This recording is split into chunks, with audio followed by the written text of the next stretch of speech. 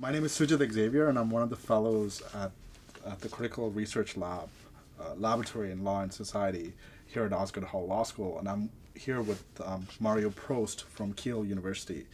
Mario, do you want to introduce yourself? Sure, thanks, Sujit. So, my name is Mario Prost, as you said. I'm a French national, teaching now in the United Kingdom, the University of Kiel in the Midlands. Before moving to the UK, I did my PhD at the University of McGill in Montreal. And before that, studied law as an undergrad at the University of La Sorbonne in Paris. Now in the United Kingdom, I teach mostly international law, a little bit of European law, and international environmental law and international human rights law. I guess the first question that I have for you is, could you tell us a bit about your last project that was just recently published? Right, so for the past 5-6 years, I've been looking at the debate on the so-called fragmentation of international law. Now, this has been a debate that's been really hot in the discipline for the past 10-15 years, that basically emerged as a response to the proliferation of international institutions and of international tribunals in particular in international law. And so a number of scholars have started emitting doubts as to whether we can still speak of international law as a unitary system or whole. And I tried to look at this debate on fragmentation from a slightly different angle by asking two questions which in my view weren't really being addressed in the literature on fragmentation. The first question was, what does it actually mean for international law, or for a system like an international law, to be one? Because we all have a sort of intuitive notion of what oneness or unity could mean, but I try to actually go deeper than this and say, so in what sense can we say that international law is one? Is it about norms not conflicting with one another?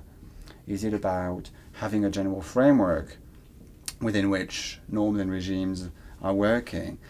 Is it about perhaps certain values being expressed in the law, and unity being really much about these sort of core values that are expressed in international law? Or is it perhaps even about something different? Is it about the language that we speak?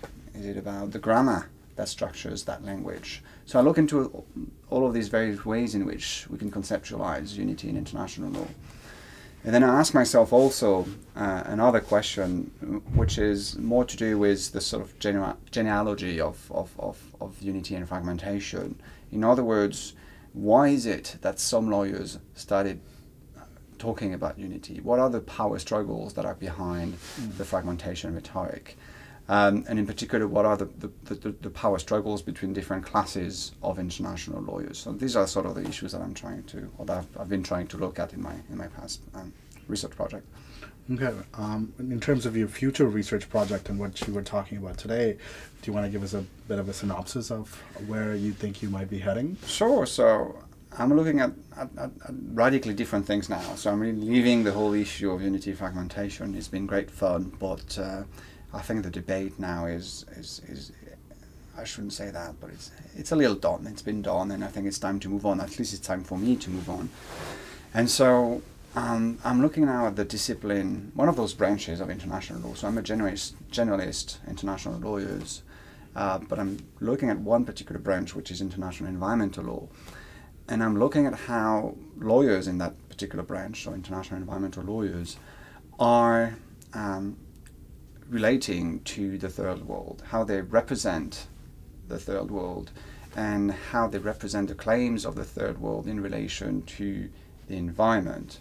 And I'm in particular interested in the various ways in which the discipline tends to marginalize these claims coming from the third world, and to maintain them at the periphery of the discipline.